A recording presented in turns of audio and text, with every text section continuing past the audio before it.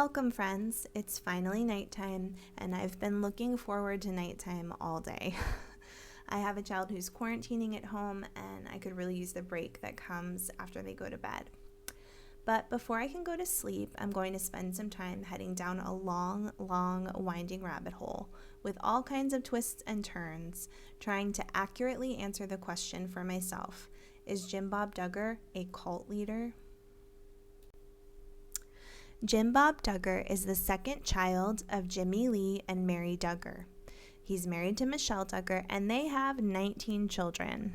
Here we go: Josh, Jana, John, Jill, Jessa, Ginger, Joe, Josiah, Joy, Jedediah, Jeremiah, Jason, James, Justin, Jackson, Johanna, Jennifer, Jordan, and Josie, as well as the legal guardianship of his great-nephew Tyler Hutchins. And he has 22 grandchildren. James Robert Duggar, known as Jim Bob, was born on July 18, 1965 in Springdale, Arkansas, to Jimmy Lee, who goes by J.L. Duggar, and Mary Lester. He was the couple's second child. The Duggars did not have a lot of money, and in one of the books Jim Bob wrote as an adult, he mentioned a time where his mother had to cook decorative rice because it was the only food in the house. Jim Bob often blames this on his father being unable to handle money. In the book Growing Up Duggar, which Jim Bob's daughters wrote, they mention that JL was not a good spiritual leader of the home, a statement they don't really expand on. Not much else is known about Jim Bob's childhood. When Jim Bob was 17 years old, he was going door to door visiting families who had visited their church when a friend, Fred Puro, suggested that they visit a cheerleader friend of his who had recently been saved. The friend was named Michelle Rourke. The boys invited her to Sunday school and talked to her about her recent conversion to their faith. When Jim Bob left her house, he prayed at the doorway, "Lord, I would love to be her spiritual leader. Can she be mine?" Kind of sweet and kind of creepy, right? A year later, when Jim Bob was a senior in high school, Michelle applied to work at a yogurt shop where Jim Bob's mother was a manager. He told his mother to hire her. He came in to fix the cash register one day and invited Michelle to the junior-senior banquet at his high school, and she agreed. After the banquet, Jim Bob and Michelle went back to Michelle's house and discussed the Bible for 4 hours and then began dating.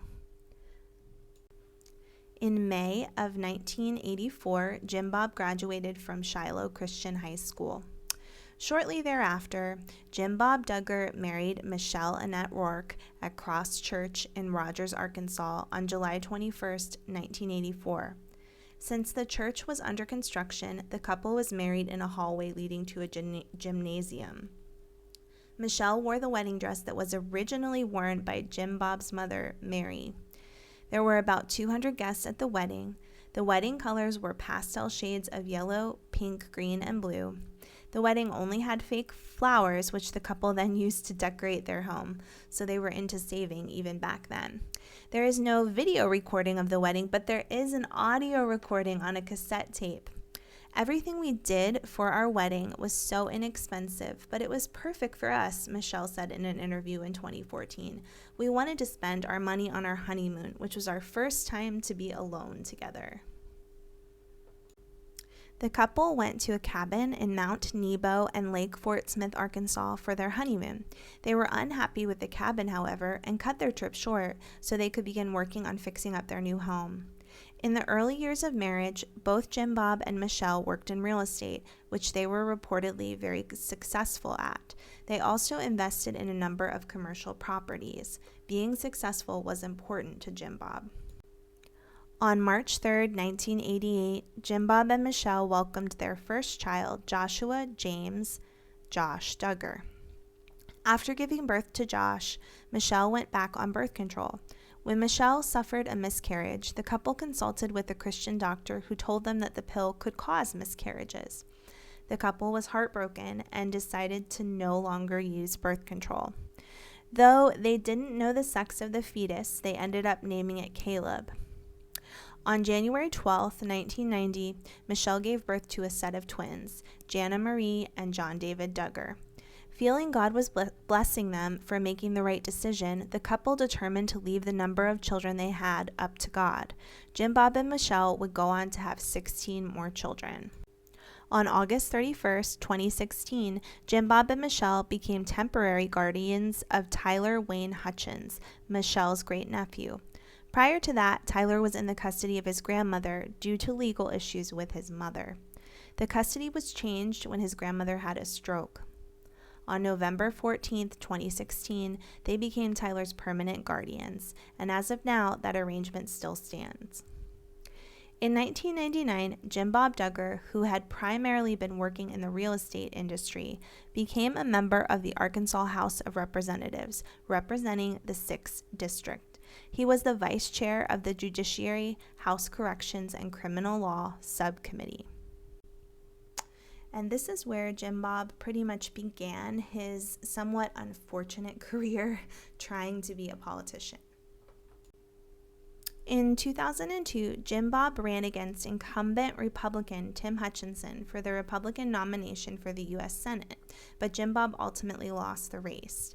In 2006, Jim Bob ran for the Republican nomination to the District 35 Senate seat. Jim Bob lost this race as well. Lastly, as most of us are aware, on October 29, 2021, Jim Bob announced via his family Facebook page that he would be running for the Arkansas State Senate District 7 seat. Notably, the announcement was released just over 4 weeks before his eldest son, Joshua Duggar, was scheduled to stand trial in federal court for charges relating to CP. As we all know, Jim Bob lost this race as well. Here is some long-lost video clip of Jim Bob talking about some of his political ideas. All right, and welcome back. I'm Crystal Heath. We're here at Values Voter Summit with Mr. Duggar. Mr. Duggar, thank you so much for taking the time to talk to us today. Oh, we're glad to be here, Crystal, and we're having a great time. It's just a great time of fellowship. Hope everybody will come to the Value Voter Summit next year. Oh, yeah. And it's just, it's winding up for, of course, we've got the presidential election coming up, and we've had a lot of future candidates speaking, and it's been very inspirational. Yeah. So you started way back when, I remember, weren't you in the Arkansas State House? Yes, it was actually back in '97. I went to a rally to ban partial birth abortion. Okay. And it was just a guy off the street with my family, and it was at that rally that day the legislature voted down that bill to ban partial birth abortion in Arkansas. And it was that day that God put on my heart to get involved and for Christians to get involved. And I ended up running for state representative, got elected, and then 4 years later I ended up running for U.S. Senate and did not win that seat. But it was actually through the turn of events there that God actually placed us in TV. And so for the last 11 years we've been doing a TV show that's hopefully been able to influence a lot of people. But we're still very involved in politics. Matter of fact, my son Josh is executive director of the Family Research Council PAC there. And anyway, he stays very busy and trying to make a difference in politics, and we're very involved. Matter of fact, we're heading to Tennessee after we leave here to do a pro-life rally. And we're also helping a lot of candidates throughout the country to get elected and just do what we can to get involved. Fantastic. Well, why do you think that Christians need to be involved in politics? Is that really important? I know a lot of Christians say, well, the most important thing is we have to save souls, which is true. But if anything distracts us from that, then we're not going to be involved with it, including politics. Right. How do you feel about that? Well, a lot of people blame the liberal Democrats on where our country's at. I really blame the conservative Christians and saying, you know what, if they would just get involved, if they would just get out to vote, we could win every election there is. But because people are so apathetic and not being involved, it's creating a huge problem in our nation of evil prevails when good people do nothing. And so that's where we're at. So I encourage people to, of course, get registered to vote, and that the vote does make a difference. And then also for Christian businessmen, Christian businesswomen, pastors, to pray about running for office themselves. And I would like to see us recruit these different Christians to run for all these different seats. And I think we could really take over the system if we get do a better job of recruiting. Yeah. How do you think? Prior to Jim Bob's last election, a friend, Jim Holt, decided to release a statement against Duggar. On Facebook, Jim Holt wrote, in part, "I can say this, and it hurts me to say it. Jim Bob Duggar lied to me about the truth of his son when asking to court our daughter. It was clear he perjured himself on the witness stand at the evidentiary hearing on May 29, 2021. He said that Mrs. Bobby was a past elder in our church in the time frame from 2003 to 2006. Up until November 2006, the church never had women elders, ever, and I don't know if the church does now." He also said, "Jim Bob was always conservative in many areas when I served with him from 2001 to 2002. The problem I have is, if he lied to his best friend and he lied under oath, will he lie to you?" Jim Bob on TV. On September 6, 2004, shortly after Michelle won a Young Mother of the Year award from American Mothers Incorporated, Discovery Health, which became TLC, aired the 1-hour special 14 Children and Pregnant Again. This special showed how the Duggar family made their lives work in their 2,450 square foot home. Many of the family's day-to-day activities were shown, including chores, homeschooling, a trip to the grocery store, church, and construction on a house the family was trying to build. The special also included the birth of Jackson Duggar. On March 13, 2006, a second 1-hour special was released, Raising 16 Children. This special focused more heavily on the construction of the 7,000 square foot home the family had been working on. In the special, the family attends a homeschooling conference thrown by Bill Gothard's Advanced Training Institute, although many of the details of this program are left out of the filming. At the end of the episode, the family welcomes their 16th child, Johanna Duggar.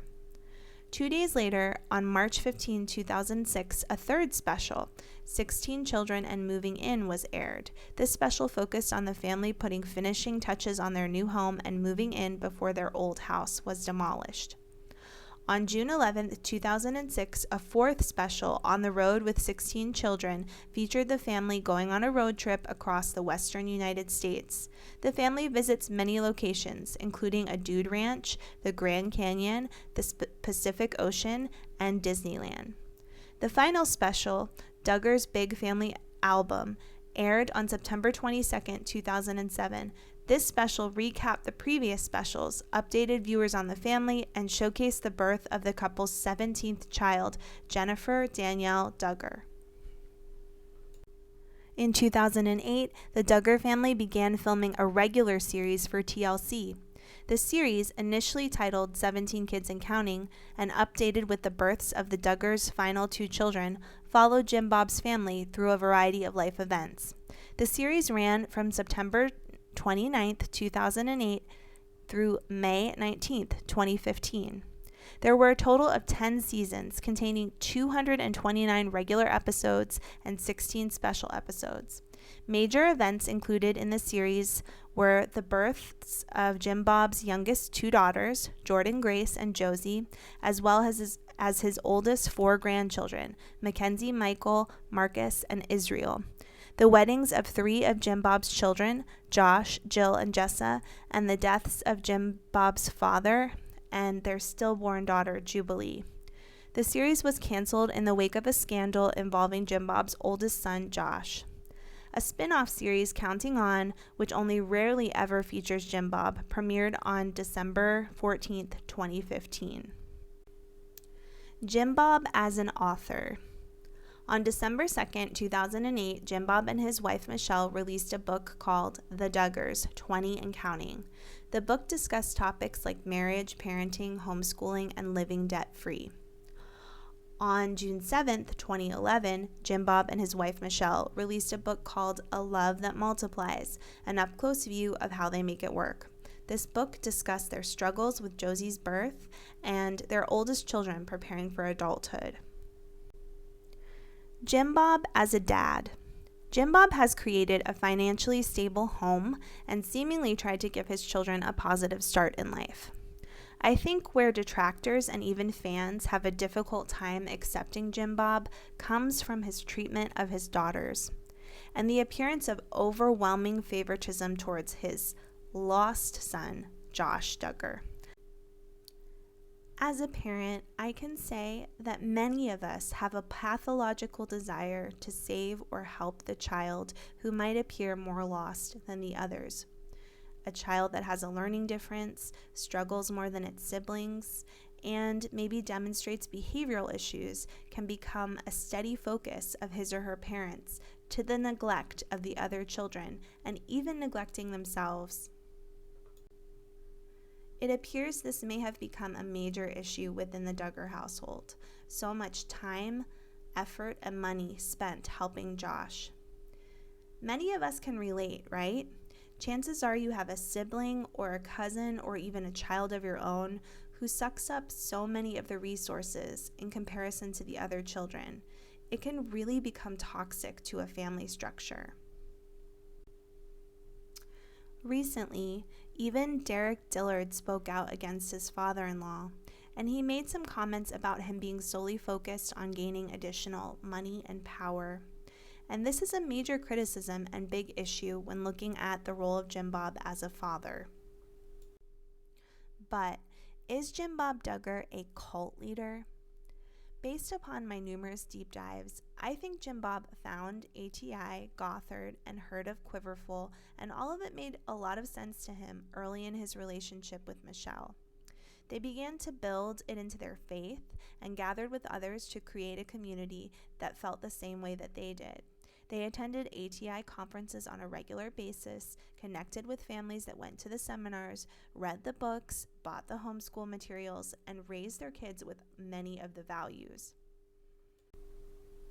But someone I spoke to recently said, if you think Jim Bob Duggar is actually raising a cult, you're wrong.